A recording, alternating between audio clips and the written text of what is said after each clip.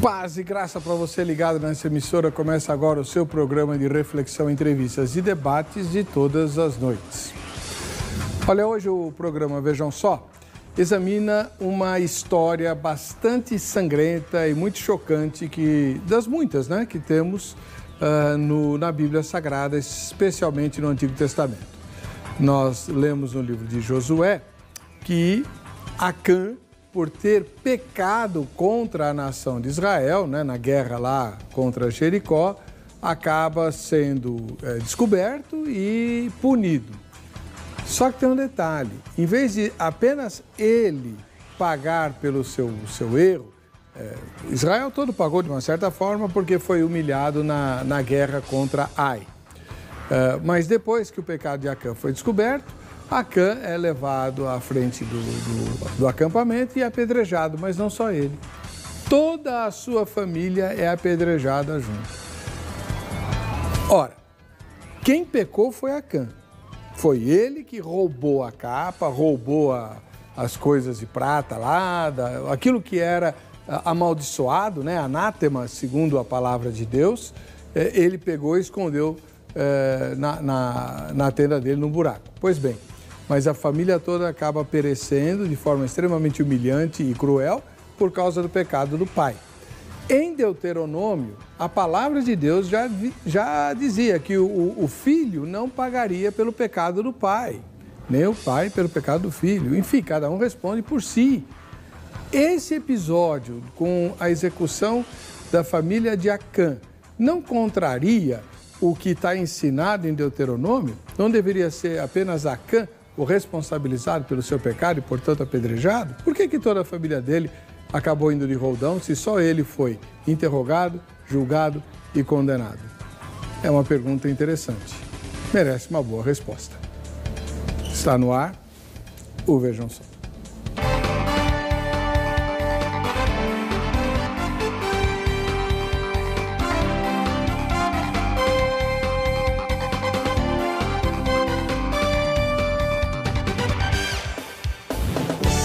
Olá, é com alegria que iniciamos o programa Vejam Só, um oferecimento da Academia Teológica da Graça de Deus, a Agrade.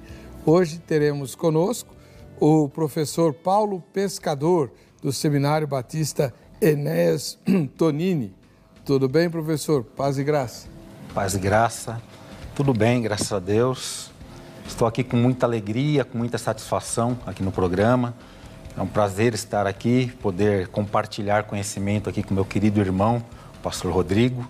E gostaria de mandar aqui um abraço também para o meu pastor, né, o pastor Elias Camilo, da Igreja Assembleia de Deus da Lapa, setor 3.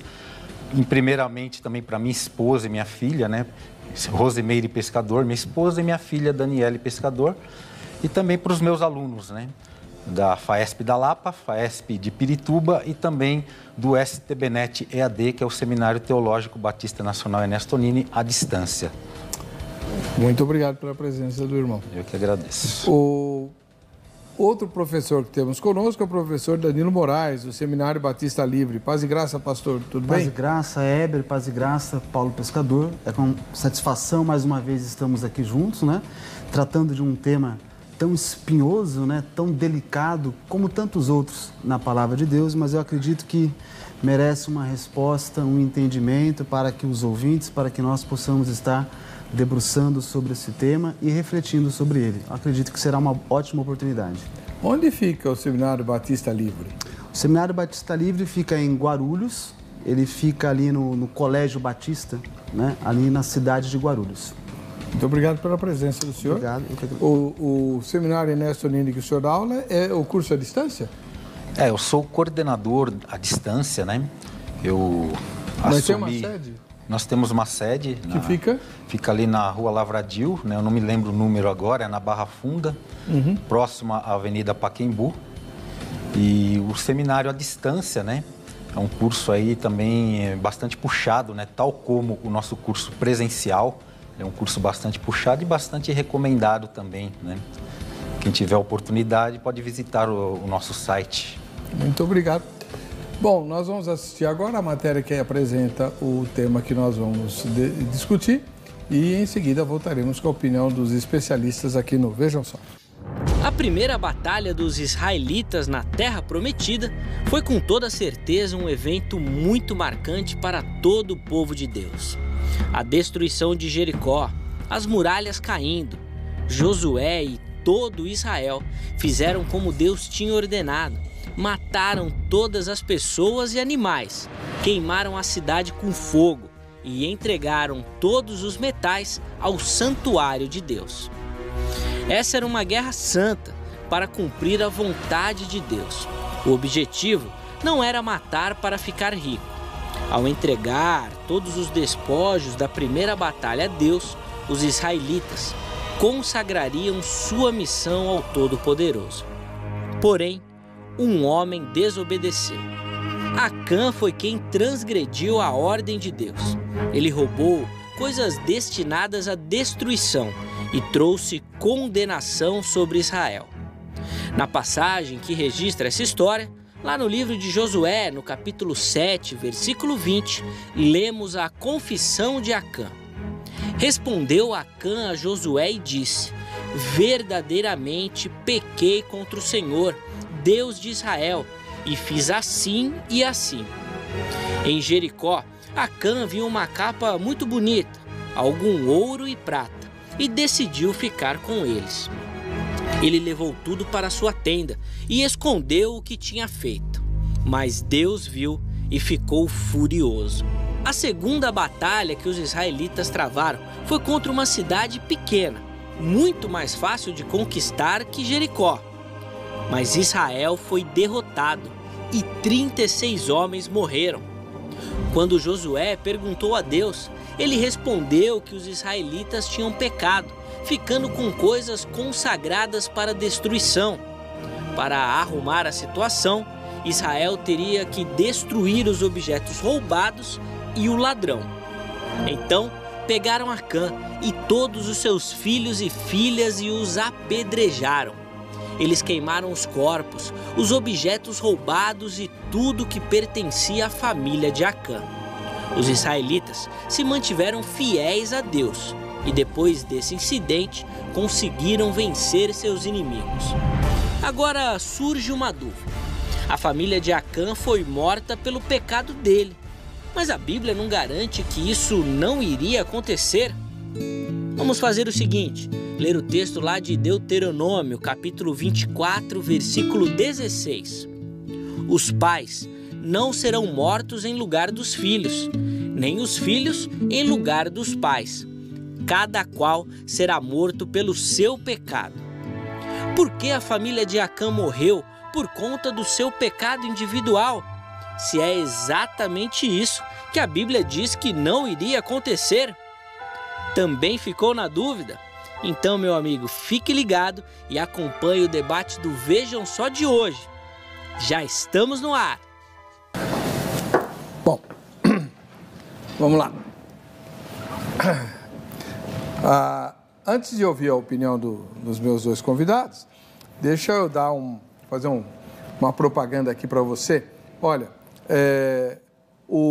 na igreja que eu pastoreio, amanhã, sábado, às 15 horas, das 3 às 5 da tarde, haverá um workshop com entrada franca, mais ou menos franca, sobre Libras, Língua Brasileira de Sinais. A nossa igreja começou esse ministério e já tem muitos surdos que começaram a frequentar a igreja, porque lá nós temos quem interprete. E o que esse seminário, esse workshop visa? Ensinar quem quiser os sinais básicos de Libras, para você receber alguém que não ouve na sua igreja. Então, seja bem-vindo, bom dia, boa tarde, boa noite, o banheiro é ali, quer um copo d'água, precisa de alguma coisa. Esses sinais básicos de recepção aos que não ouvem serão todos ensinados lá na Igreja Presbiteriana Independente de Vila Moinho Velho, que fica na rua Belgrado 313, amanhã, sábado, das 3 às 5 da tarde. O ingresso é 1 quilo de alimento não perecível. Todos são bem-vindos e todas são bem-vindas.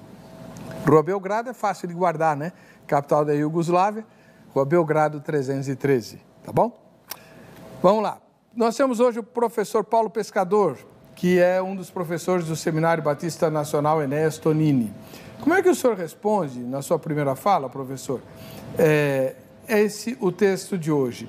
Quando Acã, com toda a família dele, foi executado, isso não estava contrariando o que Deuteronômio 24:16 ensina?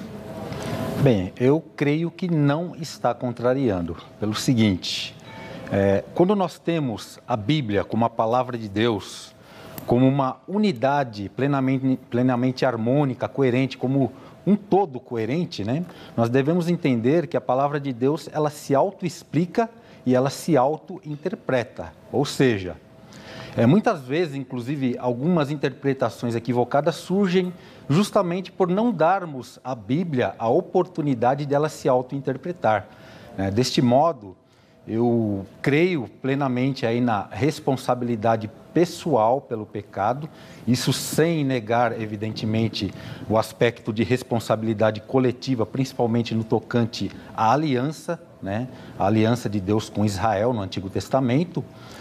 E com base, principalmente, não somente, inclusive, no texto de Deuteronômio, capítulo 14, versículo 16, mas também em outros textos, como o próprio texto de Ezequiel, capítulo 18, o próprio texto, inclusive, de Êxodo, capítulo 20, que, por ser mal interpretado, as pessoas acreditam na transferência de responsabilidade, né? Eu não creio em transferência de responsabilidade, em transferência de pecado, né? Principalmente porque a totalidade das Sagradas Escrituras e vários textos, inclusive neotestamentários, realmente chamam a atenção para a responsabilidade individual no tocante, né, à pessoa e Deus, evidentemente, e não nega também a responsabilidade coletiva, que é algo, quando você trata do indivíduo, se torna realmente algo um pouco mais secundário, né, a responsabilidade coletiva, e primário, no tocante à responsabilidade individual, conforme nós expressa até Romanos, capítulo 14, versículo 12, que diz que cada um prestará conta de si mesmo. Então, quando nós entendemos o texto de Deuteronômio, capítulo 24, versículo 16, quando nós lemos, nós devemos atentar aí ao contexto, né, principalmente, e a Bíblia como um todo, atentar para as passagens paralelas. E o que acontece? Ali é um estabelecimento de um preceito restritivo, ou seja, é um preceito e ao mesmo tempo uma restrição no tocante à morte física, ou seja, no tocante à pena de morte, né?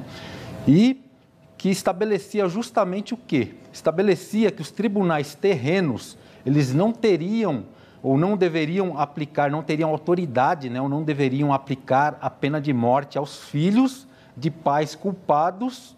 Aí alguém pode perguntar, mas o que isso tem a ver com o texto de Josué, capítulo 7, que fala da morte de Acã? É justamente aqui o ponto. O texto de Deuteronômio fala que os filhos não serão culpados pelos pecados do pai ou não pagarão pelos pecados dos pais, mas a gente entende isso desde que eles não sejam coniventes e não sejam cúmplices ou participantes ou venham difundir os pecados dos pais, porque aí eles estão sendo realmente culpados pelo mesmo pecado. Então a Bíblia, como um todo, ela aponta realmente, ela não nega a responsabilidade coletiva, mas ela aponta para a responsabilidade individual da pessoa perante Deus. Portanto, eu creio realmente que se nós, assim, cremos realmente nessa questão na revelação progressiva de Deus, né, na questão aí da totalidade da Bíblia, chamar a atenção para a responsabilidade individual, eu creio que todo ensino que possa tentar falar algo acerca de uma maldição hereditária ou de uma herança de culpa, né, ou até mesmo da mínima possibilidade de quebra de uma maldição, é realmente um ensino antibíblico e deve ser rejeitado, porque toda doutrina verdadeiramente bíblica, ela deve concordar com a totalidade doutrinária da Bíblia. É nisso que eu creio, pastor. Vamos lá. Vamos ouvir agora o professor Danilo Moraes, do Seminário Batista Livre. E o senhor não vê uma contradição entre o que acontece sob o comando de Josué e o que Moisés tinha ensinado? Realmente, se nós olharmos primeiramente para o texto de Deuteronômio e olharmos para o texto de Josué, capítulo 7, Descontextualizando estes dois textos, lendo eles diretamente, sem fazer, né, uma leitura histórica do contexto onde Deuteronômio está apresentando, né, uma passagem e Josué apresentando outra, é evidente que apresenta-se uma contradição. Então, essas que nós podemos chamar de aparentes contradições, elas percorrem vários livros da Bíblia, podemos dizer que em praticamente todos eles, uma leitura atenta verá que possíveis textos estão em contradição com outros. É por isso que a hermenêutica e a exegese, a leitura contextual da Bíblia, nos auxilia no entendimento dessas passagens que seriam espinhosas, né? Seriam de dificuldade de entendimento. Então, quando nós pegamos, neste caso, né, o pastor Paulo Pescador, ele bem colocou a revelação progressiva, a questão da responsabilidade individual e a questão da responsabilidade coletiva, chamada também dentro dos estudos de solidariedade corporativa. Então, quando nós analisamos estes pontos, nós vemos o quê? Primeiramente, nós temos que analisar que tanto a responsabilidade individual como a solidariedade coletiva, elas caminham juntas por toda a história da revelação de Deus progressiva. Nós vemos isto já ali no primeiro casal, né, do Éden, e quando nós vamos lá em Romanos, quando Paulo vai falar, capítulo 5, 6, um pouco do 4, a respeito do pecado original, nós somos informados que todos nós pecamos em Adão, ou seja, responsabilidade coletiva. Já no primeiro pecado é estendido como responsabilidade coletiva, mas diversos outros pontos, tanto do Novo Testamento quanto do Antigo Testamento, o texto em pauta de Deuteronômio, ele é bem claro, né? Os filhos não herdarão a culpa dos pecados dos pais e nem os pais herdarão a culpa dos pecados dos filhos. Então, há a necessidade de harmonizar estas duas situações. Assim como vários debates aqui que nós já presenciamos entre calvinismo e arminianismo, nós vemos estas tensões, como identificar, né, a soberania de Deus com o livre-arbítrio do ser humano. Então, passando desta perspectiva, a gente vai trabalhar também a solidariedade corporativa e a responsabilidade individual. Então, neste contexto específico de Acã, ali em Josué capítulo 7, temos que olhar o contexto. Israel, ele estava já recebendo, né, a posse da terra nas batalhas, né, aquilo que Deuteronômio já estava previndo da Guerra Santa lá em Deuteronômio, é apresentado as estipulações da Guerra Santa que Israel deveria cumprir na posse da terra prometida. E as especificações falavam do Herem. O Herem, que é anátema, como foi mencionado, ou consagrado, é aquilo que é separado para Deus.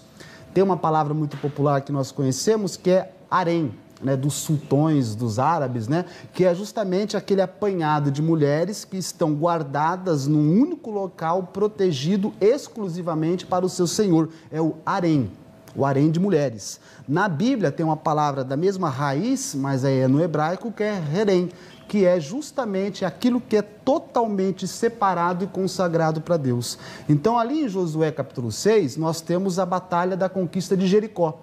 E a ordem de Deus era que os despojos daquela guerra não fariam parte para o povo de Israel, mas seriam herem, consagrados, totalmente queimados e destruídos para Deus. Evoca aí o sentido do holocausto, do sacrifício, que o sacrifício do holocausto ele era completamente queimado ao Senhor. E o despojo de guerra, o herem, ele também era totalmente consagrado a Deus. É aí que nós devemos entender o contexto imediato de Josué com Acã e a sua família. Aquilo que Josué toma posse não é algo qualquer, não é algo secundário, é aquilo que estava determinado por Deus, que seria de posse exclusivamente de Deus, ou seja, era algo sagrado. E quando Josué, ele toca naquilo que é exclusivo de Deus e que estava destinado à maldição, à consagração herem, ele se torna maldito. Então, a destruição que era sobre os pertences de Jericó, é transmitida para Acã. Ele deveria ser destruído como herem, para que a maldição saísse do acampamento e Josué e os israelitas conseguissem, então, conquistar a cidade de Ai, ali no capítulo 8 de Josué. Tá bom. que a Khan tivesse que morrer, até aí vai lá, mas o meu problema é com os familiares do Akan. Já a gente vai tratar disso. Tem tempo ainda nesse bloco, Angélica? Então vamos lá, vamos para a nossa enquete. No vejamsó.com.br é a vez do telespectador e da telespectadora se pronunciarem. Qual a pergunta? Você acha que foi justa a morte dos familiares de Akan? Primeira resposta, sim.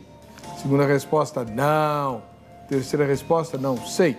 Votou na enquete, você se qualifica para o sorteio do livro do pastor professor Danilo Moraes, O Antigo Testamento e a Historicidade das Narrativas Patriarcais. Está aqui, ó. Muito bem.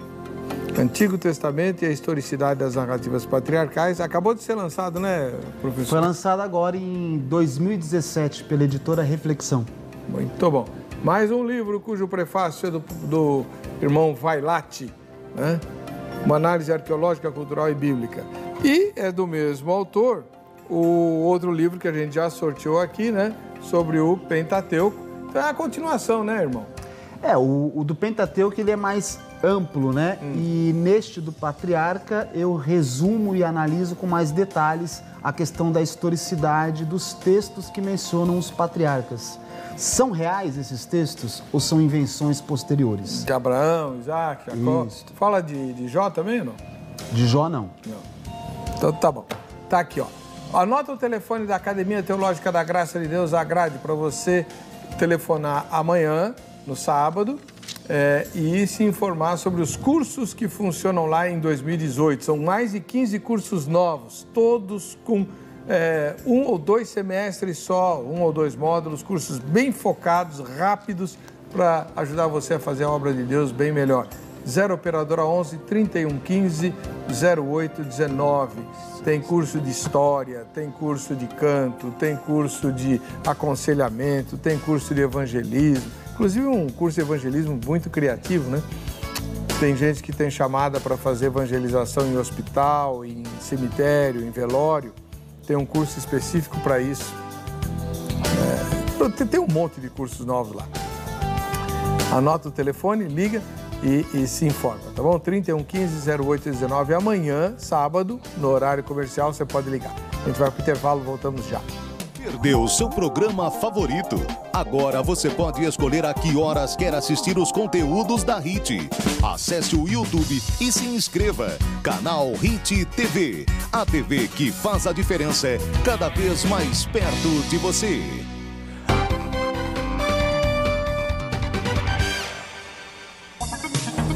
Muito bem, é a hora que você vai aparecer aqui no programa. Esse momento é muito legal, vejam só, quem assiste ao Vejam Só. Mas antes, deixa eu falar um pouquinho do blog. Tem novidades, acabou de ser postado mais um sermão. Os sermões que estão no blog, ebercocarelli.blogspot.com.br, eles são em áudio, mas tem ilustrações muito interessantes, muito bem feitas, muito criativas. Enquanto você vai ouvindo o sermão, vão aparecendo ilustrações conectadas com aquilo que eu estou falando na mensagem. Tem também vídeos de 3, 4 minutos só, com opiniões a respeito dos temas da Bíblia ou da atualidade e tal. Você pode ir conferir. O sermão que acabou de ser postado eu digo que Deus é louco, né? Tem muita gente que acha que Deus é brasileiro. Se ele é brasileiro, não sei. O Papa é argentino, né? Então, Deus brasileiro não vai combinar. Mas que ele é louco, é.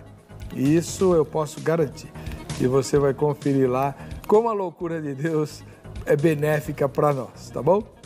Vamos ver os nossos telespectadores e as nossas telespectadoras. A primeira pessoa vem lá de Laranjal Paulista, no interior de São Paulo, a Maria José de Oliveira, lá em Laranjal. Deus abençoe, Maria José. Obrigado pela sua audiência. Nosso Cruz Santo aí, o povo de Laranjal Paulista. Faz muito tempo que eu não passo por lá.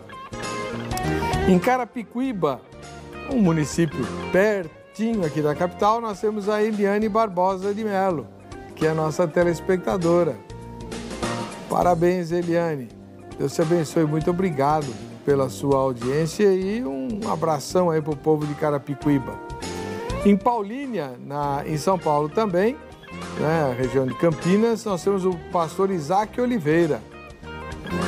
Pastor Isaac, circunspecto, né? Tem um jeitão de patriarca, né? Olha só. Pastor Isaac Oliveira, Deus abençoe, obrigado aí pela sua audiência, seja sempre muito bem-vindo. Vamos para São José do Norte, que apesar do nome, fica no Rio Grande do Sul. Por que se chama São José do Norte se fica no Rio Grande do Sul? Né? Vai entender. Depois diz que português que é complicado, né? Esse aí é o Cristiel Lemos. Valeu, Cristiel. Tá feliz aí com a conquista do Grêmio ou tá triste porque você é colorado? Porque lá é tudo assim, né? Ou é Grêmio ou é colorado. Valeu, um ósculo santo para você. Deus te abençoe.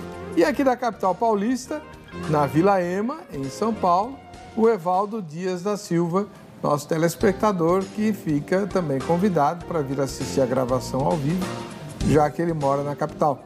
É só combinar os detalhes pelo facebook.com/programa Vejam Só, que é o endereço eletrônico para o qual você vai enviar a sua foto também e concorrer aos presentes que nós vamos sortear esse mês agora, dia 22, né, um pouquinho antes do Natal, um presentão para você.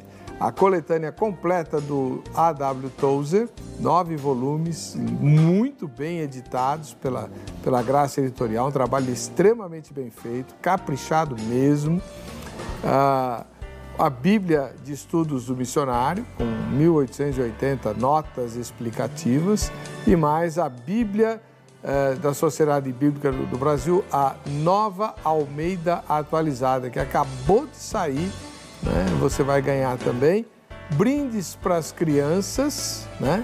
Presentes, uma porção de coisa que o Shopping do Povo, que está disponibilizando o presente de Natal, está nos dando. E o sorteio vai ser no dia 22 de dezembro, tá bom? É só postar no facebook.com/programa Vejam Só, dizendo quem é que aparece na foto, quem bateu a foto se a pessoa não estiver nela, e também a cidade e o estado, tá? Só isso. Vamos lá. Professor Paulo Pescador, o senhor, professor do Seminário Batista Nacional Enéas Tonini, o senhor disse que a Bíblia se auto-explica, é isso? Sim, ela se auto-interpreta, né? A Bíblia interpreta a Bíblia, e muitos pontos difíceis, né?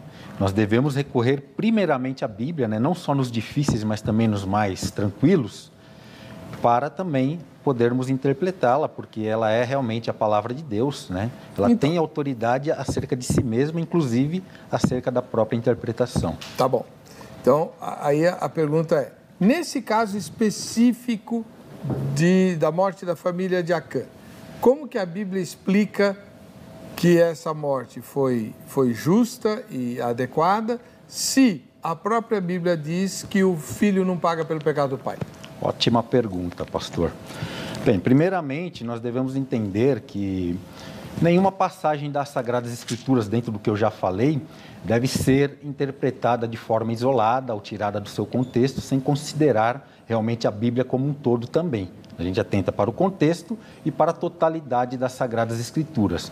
Nesse sentido, conforme eu já disse, né, estava dentro de um contexto ali de estipulação, né, de promulgação, vamos dizer assim, da lei, né, dentro ali, inclusive, do pacto para a posse da terra, né, que é chamado de pacto palestiniano também, dentro da antiga aliança, e era realmente ali o estabelecimento de preceitos que iriam regular Israel juridicamente quando Israel tomasse posse, ele ainda não tinha tomado posse, né, quando ele tomasse posse da terra prometida. Então, o que acontece, meus queridos?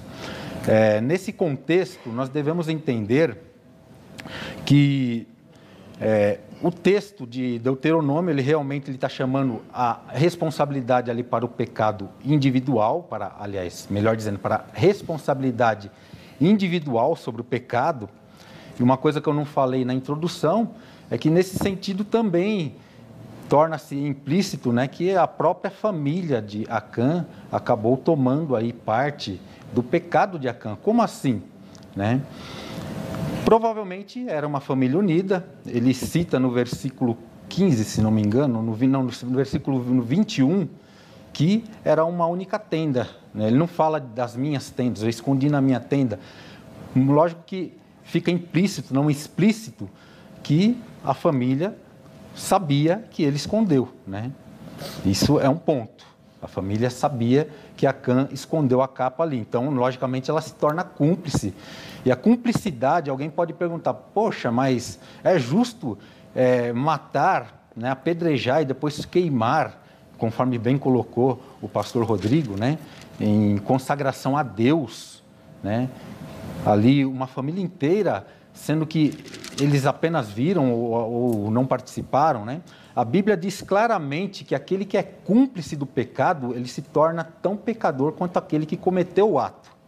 Por exemplo, eu vou dar 2 exemplos aqui, um veterotestamentário e um neotestamentário. No Antigo Testamento, no texto de Provérbios, capítulo 29, verso 24, nós lemos ali o quê? Nós lemos que aquele que tem parte com o ladrão, ele aborrece a própria alma. Aí, nessa primeira parte do verso, alma, nefesh, ela é uma palavra polissêmica, ela pode ser traduzida tanto para a alma mesmo, como para outros significados, dentre um deles, vida. Então, poderia ser também traduzido, uma tradução aceitável seria, aquele que toma parte com o ladrão, atenta contra a sua própria vida. E a sequência, né, logicamente, dentro do contexto ali, né, da pressão social, né, está dizendo, houve maldições e nada denuncia. Então a gente nota que Acã, que a família de Acã é bem possível, não é algo conclusivo, mas é muito provável que tenha culpa no pecado de Acã, que seja conivente, principalmente também porque Acã ele foi descoberto por meio de lançamento de sorte. Ele não foi descoberto ali como culpado por denúncia, né? Que a obrigação, no caso, seria denunciá-lo. Algum membro da família poderia denunciar Acã ali, né? Para ele poder, né, ali pagar sozinho pelo seu pecado. Então, no caso, vamos agora a um exemplo do Novo Testamento, que aponta também ali para o fato de que a pessoa que é conivente com o pecado, ela se torna tão pecadora quanto a pessoa que comete o ato. O apóstolo Paulo, em Romanos, capítulo 1, após ele denunciar ali vários pecados que eram abomináveis contra Deus, né? A gente sabe, tem uma lista de pecados que ele fala ali, e no final, ali no versículo 32, ele diz o quê? Que são passíveis de morte, entendendo que no Novo Testamento, nós já, com a revelação progressiva, e para tudo aquilo que o Antigo Testamento apontava para cumprimento no Novo, ele está falando ali de morte espiritual e depois de morte eterna, né? Então, ele diz, são passíveis de morte não só aqueles que cometem esses pecados, mas também aqueles que aprovam, né? Então, a gente percebe aí a questão da responsabilidade individual. E quando Deus operava ali um castigo coletivo, por exemplo, aí eu já estou falando não só da responsabilidade, mas também do efeito, também da consequência, né? Ali que as pessoas pagavam, né? Às vezes pela consequência que no caso já é algo mais indireto, né? Deus, ele logicamente que ele age ou ele promulga as suas leis.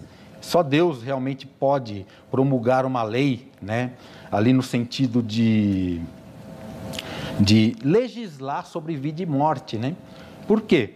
Porque o texto de, se não me engano, Êxodo, capítulo 32, versículo 33, ele fala, né, que ele é o dono da vida, ele doa, só ele doa a vida e somente ele pode tirar. Então, ninguém mais tem direito sobre a vida além do próprio Deus. Então, ele faz a legislação conforme ele fez em Deuteronômio 24, né? Mas quando ele aplica um castigo coletivo, normalmente ele está aplicando este castigo coletivo com base em um conhecimento divino que justifica a aplicação. Ou seja, nós somos limitados quanto à aplicação da justiça de Deus, né? Deus não. Aquilo que muitas vezes é justo aos olhos dos homens, é injusto aos olhos de Deus. Muitas coisas que são justas aos olhos do homem é injusto aos olhos de Deus. Muitas vezes Deus, ele aplica a sua justiça e esta se torna injusta aos olhos do homem. Por quê? Porque Deuteronômio capítulo 24, versículo 16, está falando justamente de uma cláusula ali de restrição, né? É algo que o homem não consegue enxergar, é uma verdade divina, ou é uma verdade divina que aponta para a limitação do homem no tocante à compreensão da justiça de Deus. Não, né? Mas, então, vamos lá. Deixa eu perguntar para o professor... Eu já ia entrar no... Mas... Não, então, mas no caso específico da família de Acã, vocês dois estão insistindo muito que Acã errou, mas ninguém nega isso. Ele foi lá, ele cobiçou, ele pegou, ele enterrou, ele fez, e ele mesmo confessa. Sim. O problema é, onde que no texto bíblico aparece que os familiares foram coniventes, cúmplices ou culpados? Não aparece em lugar nenhum, eles só são executados. Bom, aqui no texto de Josué, que é o nosso capítulo em pauta, Josué 7, a partir do versículo 20, eu vou estar lendo aqui para a gente conseguir entender este ponto. Acã respondeu: é verdade que pequei contra o Senhor, o Deus de Israel. O que fiz foi o seguinte: quando vi entre os despojos uma bela capa feita na Babilônia, 2,4 kg de prata e uma barra de ouro de 600 gramas, eu os cobicei e me apossei deles. Agora estão escondidos no chão da minha tenda, com a prata por baixo. Então, o pastor Paulo Pescador, ele esboçou essa ideia, e é onde a gente pode tentar entender que a família, ela não era inocente. A tenda, naquele contexto, ela não era como um habitat hoje moderno, com cômodos, né? Então, era uma única tenda, não havia divisões. Então, a família, por estar restrita, uma família numerosa, dentro de uma única tenda, uma capa babilônica e essa quantidade expressiva de ouro e de prata, né, é mais do que provável que esta família estivesse consciente do que estava de posse ali. Ou seja, né, aquilo que era consagrado ao Senhor, Acã havia tomado. Então, a família era conivente. Este é o ponto. Se nós partimos do contexto, porque quando a gente está dentro de um livro histórico, a gente tem que entender a forma de interpretação de livros históricos. Quando a gente vai para as leis, interpreta a lei de uma maneira. Para os salmos, interpreta a poesia de uma maneira. Quando vai para as cartas de Paulo, interpreta cartas de uma forma. Quando vai para o Apocalipse de João, interpreta revelação de uma outra maneira. O contexto de livros históricos, nós temos diante de nós, né, uma tela onde a gente tem apenas parte, né, de um contexto maior. Em nenhum livro histórico que nos apresenta uma narrativa descritiva dos acontecimentos, que é o caso do livro de Josué, nós vamos ter um único tema sendo abordado numa única passagem. Então, Josué capítulo 7 é uma tela de uma ampla pintura da revelação a respeito do caráter de Deus. Então, em outras partes da Bíblia, nós temos muito claro que Deus não toma o culpado por inocente e nem o inocente por culpado. É da natureza de Deus. E se é dito aqui que esta execução da própria família de Acã, juntamente com ele, foi dado, né, por Deus a Josué, que executasse esta ordem, veio do próprio Deus, da própria santidade e natureza de Deus, que a Bíblia é muito clara no seu contexto geral, que ele não toma o inocente por culpado e nem o culpado por inocente. Então, se nós falarmos que a família era inocente, nós estamos indo contra a revelação geral da Bíblia a respeito da natureza de Deus, que ele não toma o inocente por culpado. E contra o texto de Deuteronômio, que nós lemos, que ele é muito claro, que ele não tomará a culpa dos pais aos filhos e nem dos filhos ao pai. Então, nós precisamos entender que aqui há uma responsabilidade coletiva neste contexto. Se você for ali nos primeiros versículos do capítulo 7, nós vamos ver que devido ao pecado de Acã, 36 soldados israelitas, na primeira a tentativa de tentar se apossar de Ai, foram mortos na perseguição. Ou seja, o primeiro resultado do pecado em morte de Acã foram de 36 soldados israelitas. Responsabilidade corporativa. Você quer ver alguns exemplos bem práticos de responsabilidade corporativa? Esportes. onde se joga em equipe, futebol, vôlei, né? Se um dos integrantes da equipe, do time, né, age taticamente, estrategicamente, ou dá um passe, ou faz alguma coisa errada, o time todo sofre as consequências. Então, neste contexto que Israel, e também num exército, em questões de guerra, né? Você está com um agrupamento militar numa tática de guerra, se um dos integrantes não cumpre a estratégia militar, todo o agrupamento pode morrer em batalha, né? Então, isso é responsabilidade coletiva pelo erro de um único indivíduo. E é isso que nós vemos aqui. Israel, ele estava, né, em vias de estar se apossando, né, de toda a terra de Canaã. O sucesso, né, a empreitada bem-sucedida de Israel dependia de que tudo fosse feito conforme os preceitos que Deus já havia dado em Deuteronômio. E a quebra, né, do preceito da aliança e de se apossar dos bens consagrados ao Senhor estaria inviabilizando a continuidade da conquista. E a continuidade da conquista é a continuidade das promessas feitas a Abraão de uma terra, e desta terra uma grande nação, desta grande nação famílias que abençoariam, né, a posteridade, e que esta bênção chegaria a nós através de Cristo Jesus. Então o plano de Deus, né, da salvação, e o plano de Deus para Israel, né, dependia do sucesso das conquistas de Canaã. E quebrando a forma de fazer essa conquista conforme o preceito de Deus, estaria quebrando o plano de Deus. O erro de Acã não está em discussão.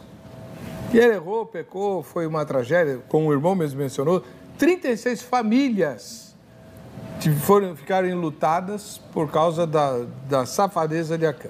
Tá bom. O problema é a execução da família de Acã. Vocês estão dizendo, demonstrando, que eles foram coniventes com o erro de Acã, certo? Por isso foram punidos.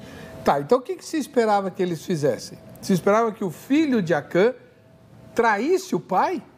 É isso que Josué queria? É isso que Deus está ensinando? Se teu pai errar, você vai lá e trai ele, né? O Jesus parece ensinar o contrário. Ele diz, uma das marcas dos tempos do fim da maldade humana é o filho vai entregar o pai, vai trair a mãe vai entregar a filha. Não é assim que Jesus fala nos evangelhos? É isso que Josué queria? É isso que Deus espera? Que a esposa denuncie o marido, que o filho denuncie o pai? Eu creio que sim. Credo! Porque o contexto, aí é que está. Quem está acima é o pai, a família ou Deus? E o honra teu pai e tua mãe, onde fica? É uma forma de honrar o pai e a mãe, inclusive. Sim. Você hoje... Josué, hoje em dia, se o senhor pegar uma autoridade, por exemplo, eu vi isso, inclusive, acho que numa reportagem há pouco tempo, um pai que cometeu um crime, a filha denunciou. Ele pagou pelo crime que ele cometeu, né? Agora, o contexto do Senhor Jesus falar isso, ele não está falando ali o motivo, né? Ele não está falando de entregar por motivo justo ou num caso de um contexto totalmente diferente, como é o caso da lei, conforme o pastor Danilo bem expressou ali, a questão da responsabilidade corporativa, né? Então, de fato, se o senhor fosse filho de Acã, o senhor entregava ele? É uma questão ali de conversão também, né? De assim? Alinhamento à palavra. Eu não sei. Se você é conivente, né? Conhecimento da lei. Agora, existem outras questões. Por exemplo, há possibilidades. Por exemplo, a ausência de evidência, ela não denota evidência de ausência. Pode ser que havia crianças inocentes ali? Pode ser que havia. A Bíblia diz? Não diz. A Bíblia diz que a família claramente foi conivente? Não diz, mas poderia ter crianças ali também. E como é que fica? Então, uma punição.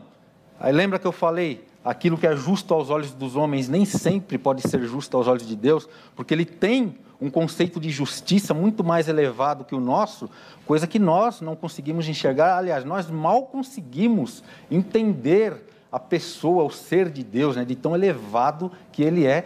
E nós somos, além de finitos e ele eterno, nós somos seres caídos, né? E a queda, ela realmente distorce aí a nossa compreensão acerca das coisas espirituais. Então, o que acontece, pastor Heber? No tocante aí à questão de você denunciar, né? a questão de você denunciar ali um parente, né? um filho. De repente você tem crianças ali no meio que foram punidas. Às vezes, aos olhos dos homens, aquelas crianças estão sendo punidas. Às vezes, conforme até expressa Norman Geisler, né? Aquelas crianças, às vezes, estão sendo alvo da própria misericórdia de Deus, porque, às vezes, ele vai executar uma família e as crianças iam ficar com quem? Né? Quem cuidaria? Né? Sendo que ele está recolhendo para si as crianças ali, conforme eu creio, né? A interpretação que eu creio, antes da sua idade ali de consciência, né? Elas realmente são salvas. Deus pode recolher, e se houver algum membro da família que não viu, que não foi conivente, pode ser que haja também no texto? Pode, né? Pode ser que haja. No entanto, essa pessoa que não foi conivente, muitas vezes ela também está sendo recolhida, porque às vezes nós pagamos ou não pagamos, né? Nós sofremos as consequências, às vezes, de algo que nós não fizemos. O texto de Eclesiastes, capítulo 9, versículo 2, se não me engano, verso 2, né, melhor dizendo, diz que todos estão sujeitos a tudo nessa terra, tanto o que sacrifica, o que não sacrifica, né? O crente, o incrédulo. Então, né, aos olhos dos homens pode ser uma injustiça, né, mas... E se a gente olhar, se nós olharmos, né, com os óculos eternos, com os óculos de Deus, né, sobre o olhar de Deus, que nós não temos essa condição de olhar na plenitude, né? Ele sabe. No próximo bloco, eu quero saber se o professor Danilo também trairia o pai, né? E dedava o pai lá para... Tem dó. E tem outra coisa também. Nós vamos ouvir as entrevistas e uma pergunta que não quer calar. É verdade mesmo que na Bíblia cada um presta conta do seu pecado pessoal? Ninguém paga pelo pecado do outro? Não tem outro caso escabroso na Bíblia disso? Eu acho que tem. A gente volta já. Perdeu seu programa favorito? Agora você pode escolher a que horas quer assistir os conteúdos da HIT. Acesse o YouTube e se inscreva. Canal HIT TV. A TV que faz a diferença cada vez mais perto de você.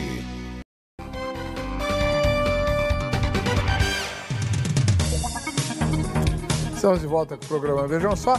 Um recadinho aí para o pessoal da região de Santo André, em São Paulo. Nesse domingo, eu estarei na Igreja Presbiteriana Maranata, não serei o pregador.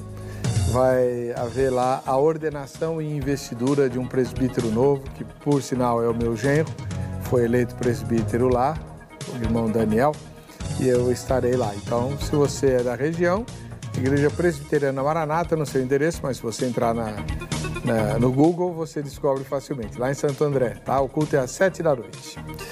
Bom, professor Danilo Moraes, do Seminário Batista Livre. O senhor, se fosse da família de Acã, dedava ele? É uma pergunta difícil da gente responder devido ao contexto, né? Por que eu digo isso? Eu vou responder. É o contexto da nossa perspectiva de entendimento. Porque nós estamos hoje no século XXI, dentro de uma mentalidade que herdamos, né, ocidental, aonde se menospreza, desvaloriza, né, muito das raízes familiares, né, o respeito, a integridade com as famílias. Aquele contexto, né, de Josué era um outro contexto, né? Eu fico imaginando se neste contexto atual, se nós estivéssemos em uma plena batalha santa de guerra do Senhor contra outros países e eu estivesse vendo um pai, a mãe, um irmão, algo muito próximo meu, familiar, quebrando algo nesse sentido, eu não sei se eu teria a coragem de denunciar. Eu não sei. Estou sendo bem sincero se eu denunciaria. Porque o custo seria alto. Eu saberia que tanto eu quanto os meus pais seriam mortos. Então, entendendo dessa maneira, imagine a mente desta mãe, destes filhos e de outros integrantes dessa família. Porque eles eram conhecedores das tradições de Israel. Eles sabiam que se eles denunciassem, eles estariam recebendo a penalidade que era apedrejamento seguido de fogueira. Então, era muito grave. Então, perspectiva nós temos de que eles acharam, vai ficar oculto. É uma insanidade, é uma loucura que nosso pai está fazendo, mas se nós ousarmos expressar isso para a nossa liderança, para Josué e os integrantes da liderança, seremos todos mortos. Não, eu entendi diferente, vocês falaram diferente. Que eles foram mortos porque foram coniventes. Se algum deles tivesse denunciado, não estaria sendo conivente nem cúmplice?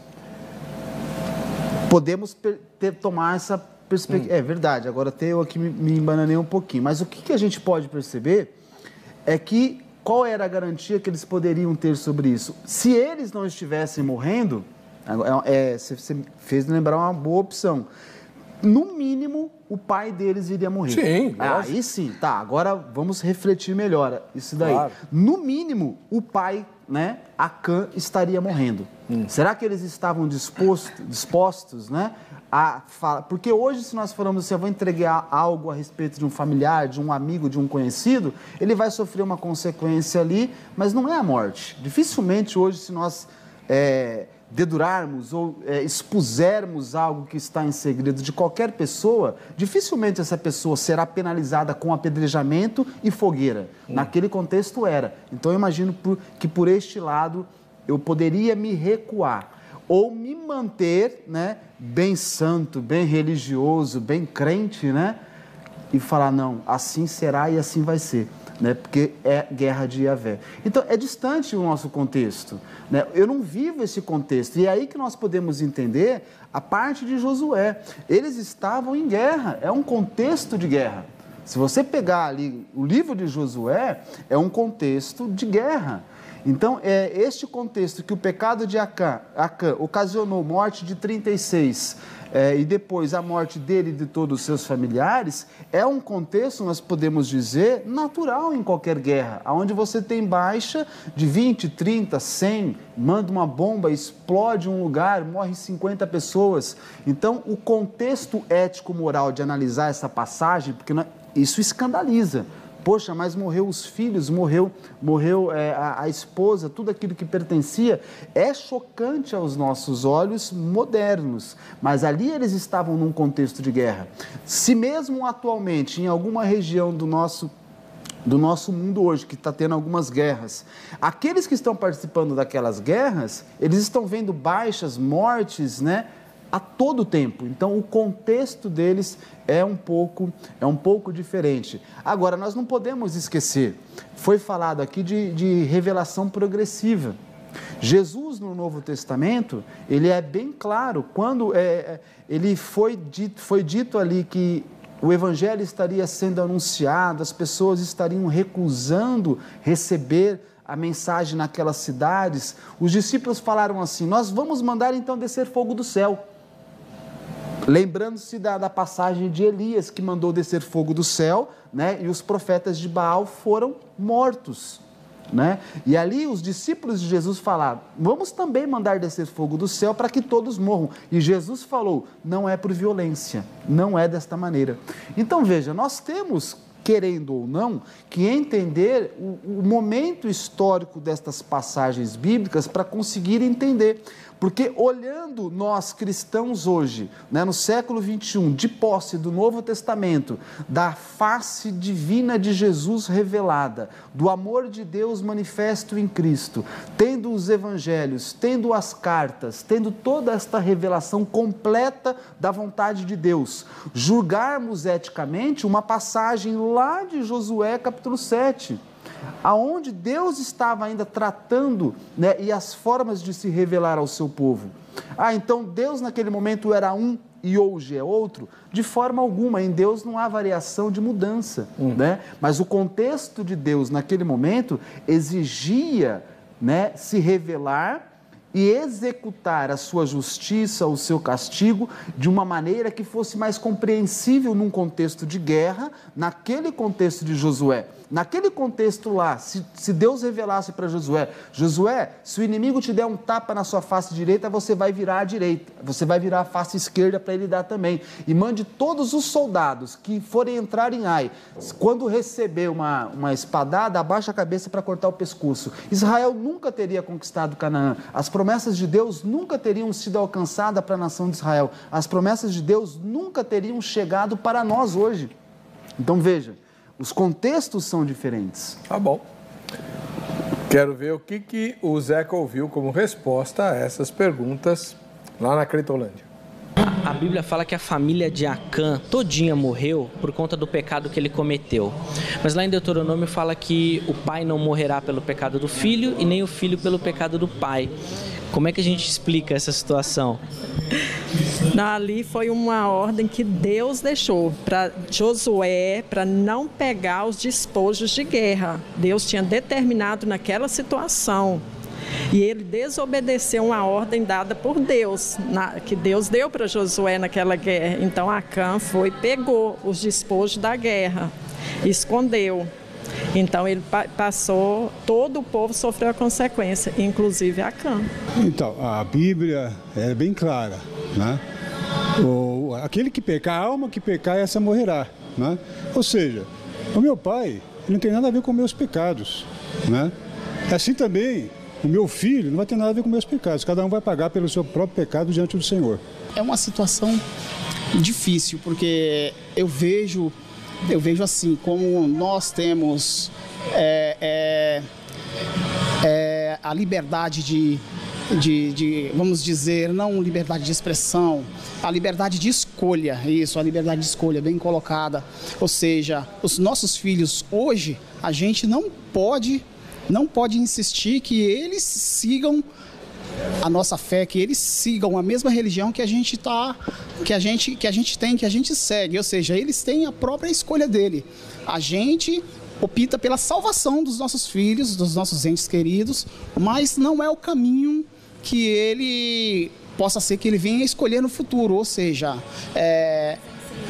exatamente, a gente passa o ensinamento que a gente aprendeu, que é a salvação, que o Jesus é a salvação e que ele vai voltar. E assim, Jesus, ele nos deu um livre-árbitro de escolha, ou seja, os nossos filhos, eles só andam debaixo da nossa cobertura até uma certa idade. Depois de uma certa idade, eles têm o caminho deles. Agora, na verdade, agora não vou poder responder para você, que existem vários fatores, né? Mas assim, na colocação a gente tem que saber que Deus é soberano e Ele está na direção de tudo. Então, a vontade de Deus tem que ser prevalecida em tudo, entendeu? Então, quantas pessoas responderam a pergunta que ele fez? Nenhuma. Eu acho só a primeira e a última. Responderam, né? Responderam assim, ó, porque os outros bem ficaram lá, né, rodeando e tal, porque deixa de ser. A pergunta é muito simples.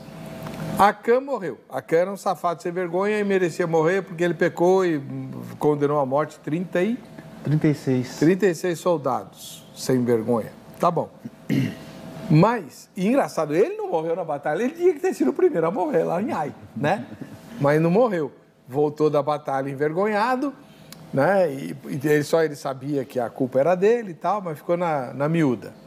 Pois bem, o problema são os filhos, a esposa, a família. Tu vai ver que ele tinha mãe, pai, sei lá, a família toda, a tenda inteira. Até que ponto, professor, essa sentença, né, essa condenação não era assim? Nós vamos arrancar completamente essa iniquidade do arraial de Israel, porque essa iniquidade levou Israel toda a vergonha, a derrota, a humilhação. Como Josué vai orar e Deus fala, ó, meu amigo, para de orar e chorar, o problema tá aí, não está comigo, está com vocês, né? Aí, como assim? Aí Deus fala, tem pecado no acampamento, tal, e aí vai investigar com as sortes que o senhor mencionou, né? Deus revela, o problema está em Acã. Então tá bom. Então vamos arrancar o mal. Qual é o mal? O mal é Acã e a sua tenda. né? Então queimaram tudo, queimaram a capa babilônica, queimaram a prata, o ouro, queimaram tudo que estava lá na tenda, inclusive as pessoas que ali viviam. Foi para isso que veio essa sentença, para arrancar esse mal de Israel? O que acontece, pastor? O pastor Danilo bem colocou acerca da questão da responsabilidade coletiva também. Toda a nação de Israel não iria conseguir vencer enquanto não eliminasse este mal do meio dela. E este mal, conforme bem colocou também o pastor Danilo, era algo que eles tocaram, despojos de guerra consagrados ao Senhor, né? Eles tocaram naquilo, a partir daquele momento ele passou também a pertencer ao Senhor como um despojo de guerra, algo. E a família, eu pensei até que haveria um pontinho de divergência entre eu e o pastor Danilo, mas não houve, né? Que é aquela questão, a família, se ela não tivesse denunciado, se ela tivesse denunciado, no caso, entendendo todo o contexto que ele explicou, que nós não podemos realmente enxergar os dados históricos da Bíblia com os óculos da atualidade, nós devemos nos transportar para o mundo do autor, para poder não fazer um anacronismo, né? Não trazer o autor para a nossa época, porque aí perde todo o sentido. Então, nesse sentido, Deus realmente tinha algo que era consagrado a ele, que precisava ser queimado realmente em oferta a Deus, e a partir do momento que Acã tocou, ele passou a pertencer também como um despojo, e a partir do momento que a família foi conivente, conforme inclusive os dois textos que eu citei, que é o texto de Provérbios e o de Romanos, né, a família também passou a pertencer ao Senhor, então o mal deveria realmente ser eliminado ali do meio de Israel, nesse sentido, né, no sentido espiritual, a lei também, né, deve-se entender ali as questões da aliança, as questões da lei, né, e a partir daquele momento, Israel voltou a ser vitorioso, né? Voltou, inclusive, a questão de obediência, né? Ali de Deuteronômio 28, né? Era condicional, né? A prosperidade de Israel, né? Tanto quando ocupasse, mas também no tocante às batalhas, né? Ela estava condicional à obediência. Obediência, bênção. Desobediência, maldição. Bom, vamos lá. Agora a questão um pouco mais delicada. E isso que acontece com Acã e seus filhos, né? Não é o único episódio na Bíblia em que outras pessoas pagam com a própria vida pelo pecado de alguém, não é verdade, professor? Nós temos no livro de Crônicas uma narrativa muito esquisita, em que, por causa do pecado de Saul, que já tinha morrido há várias décadas, Israel começa a sofrer peste, aí Davi vai orar, e Deus revela que a peste é porque Saul tinha pecado. Sim. E aí, para aplacar a ira de Deus, os descendentes de Saul foram enforcados. E aí? Como é que a gente explica essa? Uma das minhas primeiras falas foi justamente isso. A Bíblia, dentro dessa responsabilidade individual e coletiva, ela caminha por toda a história da salvação. Desde que eu citei, desde lá do Gênesis, e vem caminhando. Então, este ponto, o outro ponto também de Natã, Abirão, também foram mortos ali que eles se rebelaram contra Moisés, né? A terra se abriu e engoliu todo mundo, porque se rebelaram contra a autoridade de Moisés. A nação pagou também. A gente vê os pecados de Davi sendo, né, tendo as suas consequências em toda a sua família e no próprio reino.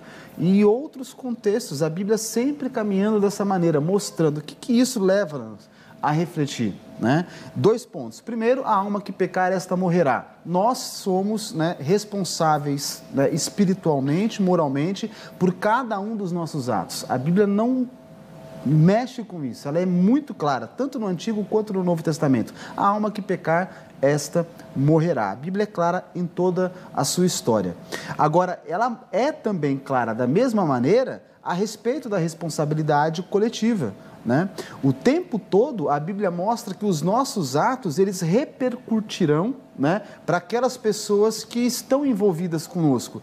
Aquele texto de Êxodo capítulo 20, que diz que, né, a maldição alcançaria até a 3ª e 4ª geração, né?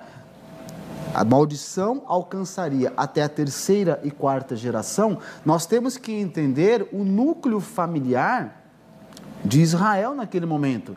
Dentro da mesma tenda ou conjunto de tenda num espaço reservado para um clã, ali vivia, né, o ancestral mais antigo, né, vivia o filho dele, os netos e bisnetos. Aí nós temos 4 gerações. Então as famílias naquela sociedade, elas viviam juntas num único clã até 4 gerações. Ou seja, se um dos integrantes de uma dessas 4 gerações pecassem, todos aqueles que estavam envolvidos no clã, eles correriam sérios riscos de sofrerem consequências. Então, ali não é nada de maldição hereditária, não. É tudo muito vívido, é tudo muito real, é tudo muito concreto e objetivo. Os pais estariam seguindo, colhendo os resultados dos seus filhos, né? Da mesma forma que um pai que é alcoólatra ou algo semelhante, uma mãe que é usuária, que vai poder gerar um filho com HIV, ou o pai vai deixar na miséria a sua família devido aos seus vícios, é tudo contexto imediato. Agora, voltando para o texto de Josué, o que nós observamos ali? No capítulo 6 do livro de Josué, quando Deus estava preparando Josué e o exército para invadir Jericó, o anjo do Senhor aparece para Josué, que é identificado como o Senhor dos exércitos, né, que estaria batalhando. Ali, aquele anjo fala para Josué: tira a sandália dos pés, porque o lugar que você está é santo. O que nos remete na história literária? Com Moisés lá no Monte Sinai. Quando a manifestação de Deus lá no Monte Sinai, ela se fez real, a sarça ardente, a voz ali disse para Moisés: tira a sandália dos pés, porque o lugar que você está é santo. Lá no Monte Sinai. Agora, Israel está lá em Canaã. Quando o anjo fala para Josué: tira a sandália dos pés, porque o lugar que você está é santo, além de colocar ele como sucessor direto de Moisés, a mesma referência, coloca Canaã como terra sagrada de Deus. O lugar que você está, onde Josué estava? Em Canaã. Então, Canaã, ela já era consagrada a Israel. Aquela terra pertencia a Israel. Então, tudo que envolvesse a tomada da terra e tudo que envolvesse a administração da terra, a luta pela posse da terra, era envolvida toda a nação de Israel. Então, parece-nos injusto. Existem algumas linhas interpretativas, alguns comentaristas que querem fugir da dificuldade. É mais fácil fugir do que encarar a realidade, né? Alguns vão querer dizer o seguinte, que a família de Acã, que foi levada naquele momento, ficaram como espectadores. Eles não sofreram o apedrejamento e nem passaram pela fogueira. Eles ficaram espectadores do que estava acontecendo. Quando fala que foi trazido Acã e todos os seus pertences, gados, tudo, e a sua família, alguns vão dizer assim, não, eles foram testemunhar a execução de Acã, mas eles não foram executados. O que não corresponde, porque a passagem ali, acho que dos últimos versículos, se não me engano, 25, coloca que Acã foi apedrejado, aí vírgula, e aí expressa-se no plural a respeito dos familiares. Então o contexto ali pode-se dar a entender que foi executado primeiro Acã, reservadamente, e depois o restante dos familiares em outro local. E ali fala que toda a congregação, a liderança, participou da execução. Mais uma vez mostrando para nós um contexto de responsabilidade coletiva. Quem executou a sentença não foi uma única pessoa, foi toda a comunidade. Mostrando Sim, que é porque toda a comunidade tinha sido prejudicada também pelo erro de um... Só mais uma fala, Éber. Por exemplo, a ciência tem trabalhado ultimamente com a teoria do caos. O que a teoria do caos fala? Que se tiver uma borboleta no meio de uma floresta tropical e ela bater as suas asas, pode gerar no meio do oceano uma grande tempestade. O vento proporcional de uma borboleta no meio de uma floresta tropical pode desencadear no meio do oceano uma grande tempestade. Isso a ciência tem mostrado, é chamado teoria do caos. O que traz para nós hoje? Nós devemos nos policiar e precaver de todas as nossas atitudes. Nós não temos menção das consequências que elas podem ocasionar. Bom, infelizmente nosso tempo está chegando ao final. Professor Paulo Pescador, sua última consideração, rapidinho. Assim, até corroborando aqui com o pastor Danilo, né? Essa questão, inclusive, da responsabilidade individual, da responsabilidade coletiva, né? Quando nós atentamos, inclusive, ali para o texto, voltando até para Josué capítulo 7, né? Nós observamos, por exemplo, o versículo 15, pastor. Ele diz ali, no versículo 15, deixa eu ver aqui, ele diz que, não vou ler, vou citar. Ele diz que ali os pertences, né? O Senhor, quando ele, antes de revelar, antes de Israel conhecer, né, a questão de quem era o culpado, o Senhor deu uma sentença. Qual era a sentença? Será apedrejado o culpado, ele não citou os familiares, e os bens serão todos queimados, inclusive a capa já estaria neste meio aí, e a barra de ouro, tudo, né? Então, somente depois, né, que foi revelado, para a gente ver a responsabilidade individual pelo pecado, né, somente depois que foi revelado ali por Urim, não sei se foi Urim, Tumim, mas por lançamento de sorte, né, é que realmente decidiu-se ali apedrejar toda a família, né? Então, a gente percebe realmente a questão da responsabilidade coletiva, né, e da responsabilidade individual agindo aí nessa questão. Muito bem. Nós tivemos hoje conosco o professor Paulo Pescador, do Seminário Batista Enéas Tonini, e o professor Danilo Moraes, do Seminário Batista Livre. Quem quiser conversar com eles, o contato desses dois irmãos está publicado no site vejamsó.com.br. Vamos ver quem ganhou o presente da grade. Edith dos Santos, lá de Sombrio, em Santa Catarina. Mas precisava dar esse nome para o lugar. Mas tá bom, né? É melhor do que Brejo das Almas. Uma vez eu sorteei alguém que mora em Brejo das Almas. Misericórdia, né? Ai, ai. A gente se encontra no próximo Vejam Só. Vamos lá.